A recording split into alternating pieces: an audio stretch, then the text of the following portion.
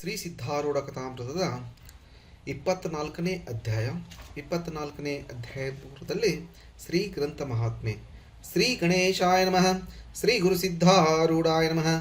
4 ವೇದ, 6 ಶಾಸ್ತ್ರ, 18 ಪುರಾಣ, 28 ದಿವ್ಯ ಆಗಮಗಳ ಸರ್ವಸಾರಭೂತವಾದ ಶ್ರೀ ಸಿದ್ಧ ಪುರುಷನ ಈ ಪವಿತ್ರವಾದ ಚರಿತ್ರೆಯನ್ನು ನಿತ್ಯವೂ ಶ್ರದ್ಧೆಯಿಂದ ಓದುವ, ಕೇಳುವ, ಪೂಜಿಸುವ ಸರ್ವ ಭಕ್ತರಿಗೆ ಧರ್ಮ, ಅರ್ಥ, ಕಾಮ, ಮೋಕ್ಷಗಳು ಸಿದ್ಧಿಸುವವು. ಸರ್ವ ಕಷ್ಟ ನಷ್ಟಗಳು, ಸರ್ವ ಪಾಪತಾಪಗಳು, ಚೋರ ವೈರಿ ವಿಷಭೂತಾದಿ ಭೀತಿಗಳು ಬಯಲಾಗಿ ಸರ್ವದಾ ಸಕಲ ಸನ್ಮಂಗಳಿಂದ ಕೂಡಿದ ಸುಖ ಸೌಭಾಗ್ಯಗಳು ಒದಗಿ ಬರುವವು. ಶ್ರೀ ಸಿದ್ಧ ಸದ್ಗುರುವಿನ ಕೃಪಾಪೂರ್ವಕ ಶ್ರವಣ ಮಾಡುವುದರಿಂದ ಶಾಂತಿ, ದಾಂತಿ, ವಿವೇಕ, ಜ್ಞಾನ, ಸದ್ಭಕ್ತಿಗಳು ಸಂಪ್ರಾಪ್ತವಾಗುವವು. ಈ ಗ್ರಂಥವನ್ನು ತನ್ನ ಇಷ್ಟದೇವತಾ ಮಂತ್ರದೊಡನೆ ಗಂಧ, ಅಕ್ಷತಾ, ಧೂಪ, ದೀಪ, ನೈವೇದ್ಯಗಳಿಂದ ಪೂಜಿಸಿ ಪ್ರತಿ ಅಧ್ಯಾಯದ ಪ್ರಾರಂಭದಲ್ಲಿ ಗ್ರಂಥ ಮಹಿಮೆಯನ್ನು ಪಠಿಸಿ ಸ್ಮರಿಸಿ ನಂತರ ಪಾರಾಯಣ ಮಾಡಿ ಮಂಗಳ ವಿಭೂತಿ ಪ್ರಸಾದಗಳನ್ನು ಭಕ್ತಿಯಿಂದ ಸ್ವೀಕರಿಸುವುದು ಶಿಷ್ಟರ ಸಂಪ್ರದಾಯವಾಗಿದೆ.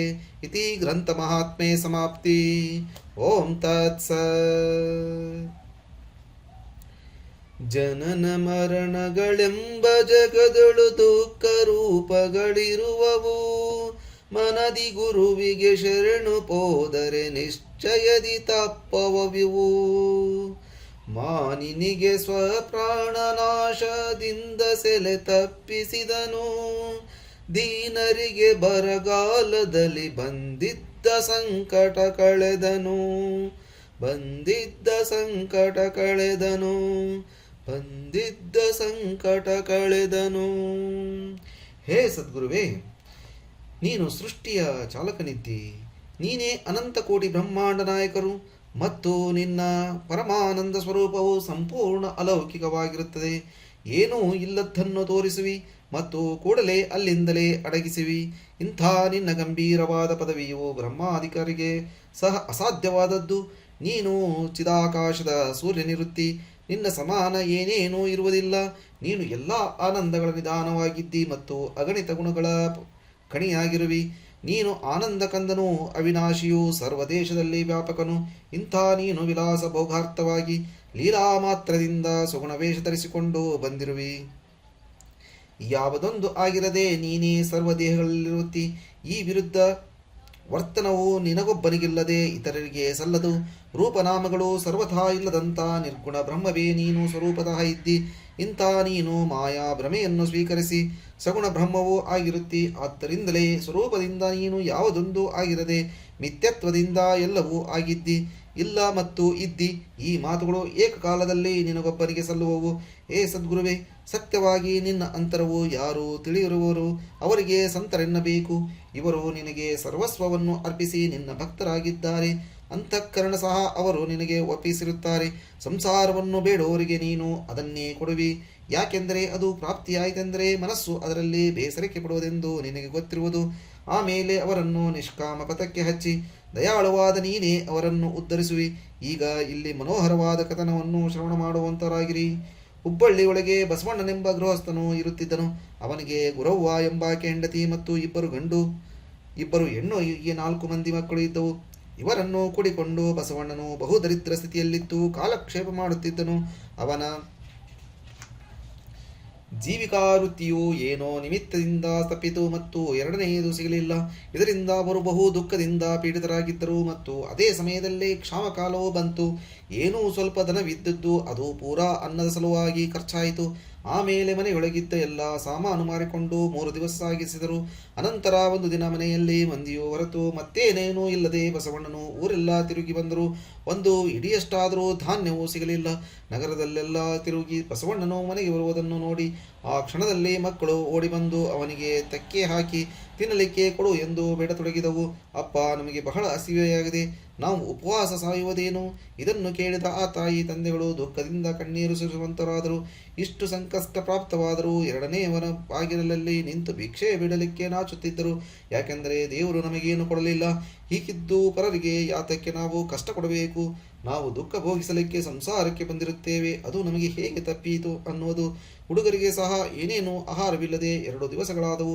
2ನೇ ದಿವಸ ಆ ತಾಯಿ ತಂದೆಗಳಿಗೆ ಅತ್ಯಂತ ದುಃಖವು ಪ್ರಾಪ್ತಿಯಾಯಿತು. ಒಬ್ಬ ಹುಡುಗ ಮತ್ತು ಒಬ್ಬ ಹುಡುಗಿಯು ಅನ್ನವೆಂತೂ ಕೂಗುತ್ತಾ ಪ್ರಾಣ ಬಿಟ್ಟವು. ಇದನ್ನು ನೋಡಿ ಅವರ ತಾಯಿಯಾದರೂ ಶೋಕ ಋಣದಲ್ಲಿ ಮುಳುಗಿ ಅವರಿಗೆ ಏನೋ ವಿಚಾರ ಸೂಚಿಸಿದಂತಾಯಿತು.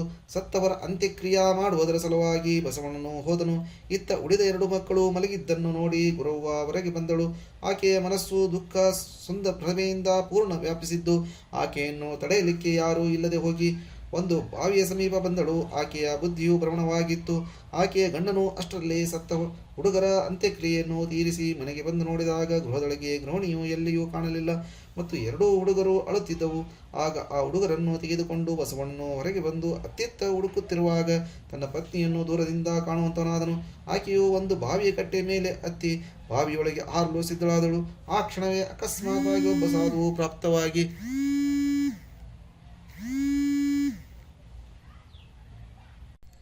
ಆಕೆಗೆ ಹಿಡಿದು ಜಗ್ಗಿ ಕೆಳಗಿಳಿಸಿದನು. ಆಕೆಯು ದುಃಖದಿಂದ ತಳಮಳಿಸಿ ತತ್ಕಾಲವೇ ಮೂರ್ಖಾಗತಳಾಗಿ ಬಿದ್ದಳು. ಆಗ ಇದನ್ನೆಲ್ಲ ನೋಡಿ ಬಸವಣ್ಣನು ಅಲ್ಲಿಗೆ ಓಡಿ ಬಂದು ನೋಡುವಾಗ ಆಕೆಯು ದುಃಖದಿಂದ ತಳಮಳಿಸಿ ತತ್ಕಾಲವೇ ಮೂರ್ಛಾಗತಳಾಗಿ ಬಿದ್ದಳು. ಆಗ ಇದನ್ನೆಲ್ಲ ನೋಡಿ ಬಸವಣ್ಣನು ಅಲ್ಲಿಗೆ ಓಡಿ ಬಂದು ನೋಡುವಾಗ ಆಕೆಯು ಮೃತಪಾಯಳಾಗಿ ಬಿದ್ದಿರುವಳು. ಆ ಸಾಧು ಕೃಪಾದೃಷ್ಟಿಯಿಂದ ನೋಡಿದ ಮಾತ್ರದಿಂದ ಆಕೆಯು ಎದ್ದು ಕೂತಳು ಮತ್ತು ಮೃತವಾದ ತನ್ನ 2 ಮಕ್ಕಳ ನೆನಪು ಮಾಡಿ ಅಳಲಿಕ್ಕೆ ಆರಂಭಿಸಿದಳು. ತಿನ್ನಲಿಕ್ಕೆ ಏನೂ ಇಲ್ಲದೆ 2 ಸತ್ತವು. ಇವೆರಡು ಸಾಯಲಿಕ್ಕೆ ತಯಾರಾಗಿವೆ. ನನ್ನಿಂದ ಇನ್ನು ನೋಡೋಣ ಆಗೋದಿಲ್ಲವೆಂದು ನಾನು ಜೀವ ಕೊಡುವೆನು. ಹೀಗೆ ಅಂದು ಪುನಃ ಎದ್ದಳು. ಆಗ ಸಾಧುವು ಮುಂದೆ ಬಂದು ತನ್ನ ಬೆರಳಿನಿಂದ ಆಕೆಯ ಹಣೆಗೆ ಸ್ಪರ್ಶಿಸಿದ ಕೂಡಲೇ ಆಕೆಯು ಎಲ್ಲಾ ದುಃಖವನ್ನು ಮರೆತು ಬಿಟ್ಟಳು. ಬಸವಣ್ಣನು ಆಕೆ ಕೈ ಹಿಡಿದು ಮನೆಗೆ ಕರೆದುಕೊಂಡು ಹೋಗುವಾಗ ಆ ಸಾಧುವಿನ ಉಪಕಾರವನ್ನು ನೆನೆಸಿ ಆತನನ್ನು ತನ್ನ ಮನೆಗೆ ಬರಲಿಕ್ಕೆ ಪ್ರಾರ್ಥಿಸುವಂತವನಾದನು. ಹುಡುಗರನ್ನು ಕೂಡಿಕೊಂಡು ಎಲ್ಲರೂ ಮನೆಗೆ ಬಂದರು ಮತ್ತು ಸಾಧುವಿಗೆ ಒಂದು ಆಸನವನ್ನು ಕೊಟ್ಟು ಕೂಟಿಸಿ ಸರ್ವರು ಆತನಿಗೆ ನಮನ ಮಾಡಿದರು. ಆದರೆ ಆತನಿಗೆ ಪೂಜಿಸುವುದಕ್ಕೆ ಬೇಕಾದ ಸಾಮಾನು ಮನೆಯೊಳಗಿರಲಿಲ್ಲ. ಆಗ ಬಸವಣ್ಣನು ಅನ್ನುತ್ತಾನೆ, ಮಹಾಸ್ವಾಮಿ, ನಮ್ಮ ಪೂರ್ವ ಪುಣ್ಯದಿಂದ ನೀವು ನಮ್ಮನ್ನು ರಕ್ಷಿಸುವುದಕ್ಕಾಗಿ ಬಂದಿರಿ. ಆದರೆ ನಾವು ಈ ಸಮಯದಲ್ಲಿ ಬಹಳ ದುರ್ಭಾಗಿಗಳಾಗಿದ್ದೇವೆ. ಮಹಾತ್ಮರಾದ ನಿಮ್ಮನ್ನು ಪೂಜಿಸಿ ನೈವೇದ್ಯ ಮಾಡಲಿಕ್ಕೆ ಮನೆಯೊಳಗೆ ಏನೂ ಇರುವುದಿಲ್ಲ. ಆಗ ಸಾಧು ಬಸವಣ್ಣನನ್ನು ಕುರಿತು, ನನಗೆ ಬಹಳ ಹಸಿವೆಯಾಗಿರುತ್ತದೆ, ಏನಾದರೂ ಭಕ್ಷ್ಯವನ್ನು ಕೊಡು ಎಂದು ಹೇಳಿದ್ದು ಕೇಳಿ ಬಸವಣ್ಣನಿಗೆ ದುಃಖದಿಂದ ಕಣ್ಣೊಳಗೆ ನೀರು ಬಂತು. ಆಗ ಸಾಧುವಿಗೆ ಆತನು ತನ್ನ ಗೃಹದೊಳಗಿನ ದುರವಸ್ಥೆಯನ್ನು ಪೂರ್ಣವಾಗಿ ತಿಳಿಸಿದನು. ಅದಕ್ಕೆ ಸಾಧು ಅನ್ನುತ್ತಾನೆ, ನೋಡು, ನಿನ್ನ ಪೆಟ್ಟಿಗೆಯಲ್ಲಿ ಏನಾದರೂ ರೊಕ್ಕ ಇರಬಹುದು, ಅದನ್ನು ತೆಗೆದುಕೊಂಡು ಬಾ. ಬಸವಣ್ಣನು ಮನಸ್ಸಿನಲ್ಲಿ ಅಂದುಕೊಂಡನು, ರೊಕ್ಕ ಏನೇನೂ ಇಲ್ಲ, ಆದರೂ ನೋಡಿ ಬರುವೆನೆಂದು ಒಳಗೆ ಹೋಗಿ ಪೆಟ್ಟಿಗೆ ಒಳಗೆ ನೋಡಿದಾಗ ಅಲ್ಲಿ ಒಂದೇ ದುಡ್ಡನ್ನು ಕಂಡನು. ಆ ದುಡ್ಡು ತೆಗೆದುಕೊಂಡು ಬಂದು ಸಾಧುವಿನ ಕೈಯಲ್ಲಿ ಕೊಟ್ಟನು. ಸಾಧುವಾದರೂ ಅದನ್ನು ಬಸವಣ್ಣನಿಗೆ ಕೊಟ್ಟು, ಇದನ್ನು ಸೆರಗಿನಲ್ಲಿ ಕಟ್ಟಿಕೊಂಡು ಬಾಜಾರಕ್ಕೆ ಹೋಗಿ ಎಲ್ಲರಿಗೂ ಭೋಜನಾರ್ಥ ಸಾಕಾಗುವಷ್ಟು ಪದಾರ್ಥಗಳನ್ನು ತೆಗೆದುಕೊಂಡು ಬಾ ಅಂದನು. ಅದನ್ನು ಕೇಳಿ ಬಸವಣ್ಣನು, ಆಜ್ಞೆ ಪ್ರಕಾರ ನಾನು ಮಾಡುವೆನು, ಆದರೆ ಈ ದುಡ್ಡಿಗೆ 4 ಅಕ್ಕಿ ಕಾಳು ಸಹ ಸಿಗಲಿಕ್ಕಿಲ್ಲ. ಹೀಗಿದ್ದರೂ ನೀವು ಮಹಾತ್ಮರೆಂಬಂತೆ ಕಾಣಿಸುತ್ತೀರಿ, ನಾನು ನಿಮ್ಮ ಮಹಿಮೆಯನ್ನು ತಿಳಿಯಲಾರೆ. ಹೀಗೆಂದು ಆತನು ಪೇಟೆಗೆ ಹೋದನು. ಒಂದು ಅಂಗಡಿಗೆ ಹೋಗಿ ದೋತ್ರದ ಪದರಿಗೆ ಕಟ್ಟಿದ್ದ ದುಡ್ಡನ್ನು ಬಿಚ್ಚಿ ನೋಡುತ್ತಾನೆ. ಅದು ಸುವರ್ಣ ಮೋಹರವಾದದ್ದು ನೋಡಿ ಹರ್ಷಚಕಿತನಾದನು. ಬಸವಣ್ಣನು ಅಂಗಡಿಯವನ ಕೈಯಲ್ಲಿ ಆ ಮೋಹರನ್ನು ಕೊಟ್ಟು ತಮಗೆಲ್ಲರಿಗೂ ಭೋಜನಕ್ಕೋಸ್ಕರ ಬೇಕಾಗುವ ಪದಾರ್ಥಗಳನ್ನು ತೆಗೆದುಕೊಂಡು ದೋತರದೊಳಗೆ ಕಟ್ಟಿಕೊಂಡು ಕೆಲವು ರೊಕ್ಕ ತಿರುಗಿ ಬಂದವು. ಅದನ್ನು ಸಹ ತೆಗೆದುಕೊಂಡು ಮನೆಗೆ ಬಂದು ಎಲ್ಲ ಸಾಮಾನು ಮತ್ತು ರೊಕ್ಕ ಸಾಧುವಿನ ಮುಂದೆ ಇಟ್ಟನು. ಆಕೆ ಸಾಧುವು ಅವನ್ನೆಲ್ಲ ಅವನಿಗೆ ಕೊಟ್ಟು ಶೀಘ್ರವಾಗಿ ಅಡಿಗೆ ಮಾಡಿ ತನಗೆ ನೀಡೆಂದು ಹೇಳಿದಳು. ಆಕೆಯು ಒಳಗೆ ಹೋಗಿ ಬೇಗನೆ ಅಡಿಗೆ ಸಿದ್ಧಪಡಿಸಿದಳು. ಆಮೇಲೆ ಸಾಧುವಿಗೋಸ್ಕರ ಪಾತ್ರೆ ಇಟ್ಟು ನೀಡಿದಳು. ಮೊದಲು ಹುಡುಗರಿಗೆ ಊಟಕ್ಕೆ ಹಾಕಬೇಕೆಂದು ಹೇಳಿ ಅವರಿಗೆ ಉಣ್ಣಿಸಿ ಆಮೇಲೆ ಸಾಧುವು ಬಸವಣ್ಣ ಮತ್ತು ಗುರವ್ವಗೆ ಊಟಕ್ಕೆ ಕೂಡಿಸಿ ತಾನು ಉಣ್ಣುವಂತನಾದನು. ಎಲ್ಲರದು ಭೋಜನವಾದ ಮೇಲೆ ಸಾಧು ಹೊರಗೆ ಬಂದನು. ಆಗ ಎಲ್ಲರೂ ಹೋಗಿ ಆತನ ಪಾದಕ್ಕೆ ಬಿದ್ದು, ಹೇ ದಯಾಳುವೆ, ನಮ್ಮನ್ನು ಆಶೀರ್ವದಿಸಬೇಕು ಅಂದರು. ಅದಕ್ಕಾದನು, ನಿಮಗೆ ಕಲ್ಯಾಣವಾಗುವುದು, ನಾನು ಈಗ ಸಿದ್ಧಾಶ್ರಮಕ್ಕೆ ಹೋಗುವೆನು ಅಂದದ್ದು ಕೇಳಿ ಅವರ ಹೃದಯದಲ್ಲಿ ಪ್ರೇಮವು ಉಕ್ಕಿ ಬಂದು ನೇತ್ರಗಳಿಂದ ನೀರು ಸುರಿಸುವಂತವರಾದರು. ಸಾಧುವು ಹೋದ ಮೇಲೆ ಅವರೆಲ್ಲರೂ ಮನೆಗೆ ತಿರುಗಿ ಬಂದರು. ಆಗ ಬಸವಣ್ಣನು ಪತ್ನಿಯನ್ನು ಕುರಿತು, ಇವರು ಆರೂಢ ಸ್ವಾಮಿಯೇ ಇರುತ್ತಾರೆ, ಇದರೊಳಗೆ ಏನೇನೂ ಸಂಶಯವಿಲ್ಲ ಅಂದನು. ಗುರವ್ವ ಅನ್ನುತ್ತಾಳೆ, ನಾವು ಆರೂಢ ಮಠಕ್ಕೆ ಎಂದೆಂದೂ ಹೋಗಲಿಲ್ಲ. ಹೀಗಿದ್ದು ಆತನು ನಮಗೆ ಈ ಕಾಲದಲ್ಲಿ ಯಾಕೆ ಬಂದು ಸಹಾಯ ಮಾಡಿದನು? ನನಗೆ ಸಂಶಯ ಕಾಡುತ್ತದೆ. ಆ ಕೂಡಲೇ ಅವರು ಸಿದ್ಧಾಶ್ರಮಕ್ಕೆ ಹೋಗಿ ಅಲ್ಲಿ ಸಿದ್ಧಾರೂಢರನ್ನು ನೋಡಿ ಆಶ್ಚರ್ಯಪಟ್ಟು, ಈತನೇ ನಮ್ಮ ಸಾಧು ಇದ್ದಾನೆ ಎಂದು ನುಡಿದು ಬಹಳ ಆನಂದಭರಿತರಾದರು. ತಕ್ಷಣವೇ ಸಿದ್ಧಾರೂಢರ ಮುಂದೆ ಅವರು ಸಾಷ್ಟಾಂಗ ಹಾಕುವಂತರಾದರು. ಸದ್ಗುರುಳಾದರೂ ಅವರಿಗೆ ಸಮೀಪ ಕರೆದು ಅನ್ನುತ್ತಾರೆ, ನಿಮ್ಮ ಹತ್ತಿರ 10 ರೂಪಾಯಿಗಳಿವೆ, ಅವುಗಳನ್ನು ತೆಗೆದುಕೊಂಡು ನೀವು ವ್ಯಾಪಾರ ಮಾಡಿರಿ. ಬಸವಣ್ಣನು ಹೋಗಿ ಗುರುವಾಜ್ಞೆಯಂತೆ ಮಾಡಿದನು. ಶೀಘ್ರವೇ ಶೀಘ್ರವೇ ಅವನಿಗೆ ವಿಶೇಷ ಲಾಭ ಪ್ರಾಪ್ತಿಯಾಗಿ ದಿನೇ ದಿನೇ ವ್ಯಾಪಾರದಲ್ಲಿ ಸಿದ್ಧ ಕೃಪೆಯಿಂದ ಧನಿಕನಾದನು. ನಿತ್ಯ ಆ ದಂಪತಿಗಳು ಸಿದ್ಧಾಶ್ರಮಕ್ಕೆ ಬರುತ್ತಿದ್ದರು. ಪ್ರಸಂಗದಲ್ಲಿ ಸಿದ್ಧರನ್ನು ಮನೆಗೆ ಕರೆಸಿ ಪೂಜಿಸುತ್ತಿದ್ದರು. ಅವರೆನ್ನುತ್ತಾರೆ, ಈ ಸಿದ್ಧಾರೂಢರು ಸರ್ವಕಾಲ ತಮ್ಮ ಭಕ್ತ ಕಾರ್ಯದಲ್ಲಿ ನಿರತರಾಗಿರುವರು. ಆದರೆ ತಮ್ಮ ಭಕ್ತರಿದ್ದರೂ ದೀನರಾದಂಥವರಿಗೆ ಸಂಕಟ ಕಾಲದಲ್ಲಿ ಪ್ರಾಪ್ತವಾಗಿ ರಕ್ಷಿಸುವರು. ಈಗ ಕಥೆ ಲಕ್ಷಾರ್ಥವನ್ನು ಶ್ರವಣ ಮಾಡುವಂತರಾಗಿರಿ. ಬಸವಣ್ಣನೇ ಜೀವನು, ಆತನ ಪತ್ನಿಯೇ ಬುದ್ಧಿಯು, ವಿವೇಕ, ವಿರಕ್ತಿ, ಶಾಂತಿ ಮತ್ತು ದಮ ಇವೇ ಅವರ ಮಕ್ಕಳು. ಈ ಮಕ್ಕಳ ಮೇಲೆ ಅವರು ಬಹು ಪ್ರೇಮ ಮಾಡುತ್ತಿರುವಾಗ ಅವರಿಗೆ ವಿಷಯಗಳಲ್ಲಿ ವಿಶೇಷ ಉಪರಮವಿಲ್ಲದ್ದರಿಂದ ಸ್ವರೂಪವೆಂಬ ಧನವು ಪ್ರಾಪ್ತವಾಗಲಿಲ್ಲ. ಈಗಿರುತ್ತಾ ಶ್ರವಣರೂಪ ಪರ್ಜನ್ಯವಿಲ್ಲದೆ ಅವರಿಗೆ ಕ್ಷಾಮಕಾಲ ಪ್ರಾಪ್ತವಾಗಿ ಆತ್ಮಾಕಾರ ವೃತ್ತಿರೂಪ ಅನ್ನವೂ ಸಿಗದೆ ಹೋಯಿತು.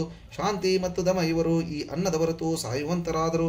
ಇದನ್ನು ನೋಡಿದಂಥ ಬುದ್ಧಿಯು ಅತಿ ದುಃಖಿತಳಾಗಿ ಸಂಸಾರವೆಂಬ ಬಾವಿಯಲ್ಲಿ ಬೀಳಲಿಕ್ಕೆ ನೋಡುತ್ತಿರುವಾಗ ಅಲ್ಲಿ ಜ್ಞಾನವೆಂಬ ಸಾಧು ಪ್ರಾಪ್ತವಾಗಿ ಬುದ್ಧಿಯನ್ನು ಹೊರಗೆ ಎಳೆದನು.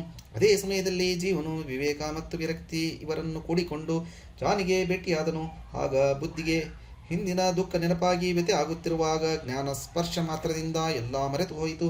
ಆಮೇಲೆ ಜ್ಞಾನವನ್ನು ಹೃದಯ ಗೃಹದಲ್ಲಿ ಕರೆದುಕೊಂಡು ಬರುವರು. ಆತನಿಗೆ ಭಕ್ತಿ ಎಂಬ ಹಸಿವಾಗುತ್ತದೆಂದನು. ಏಕೋಭಾವದಿಂದ ಒಳಗಿನ ದುಡ್ಡನ್ನು ಜೀವನಿಗೆ ತೋರಿಸಿ ಅವನ ಕೈಯಲ್ಲಿ ಜ್ಞಾನಿಯು ಅದನ್ನು ಕೊಟ್ಟು ಆತ್ಮಾಕಾರ ವೃತ್ತಿರೂಪ ಅನ್ನವನ್ನು ಸಂಪಾದಿಸಿಕೊಟ್ಟನು.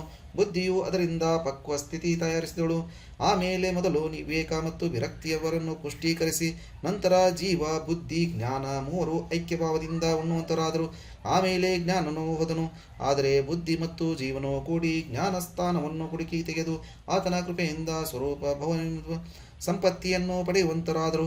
ಈ ಲಕ್ಷಾರ್ಥವನ್ನು ಅನುದಿನ ಮನಸ್ಸಿನಲ್ಲಿ ವಿವರಿಸುತ್ತಾ ಇದ್ದರೆ ಮುಮುಕ್ಷು ಜೀವರು ಈ ಭವನದೊಳಗಿಂದ ತಾರಣವಾಗುತ್ತಾರೆ.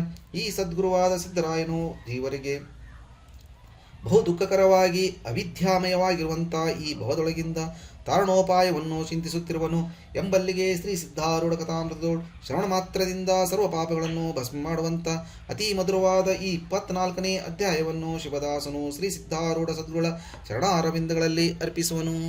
ಓಂ ತತ್ಸ.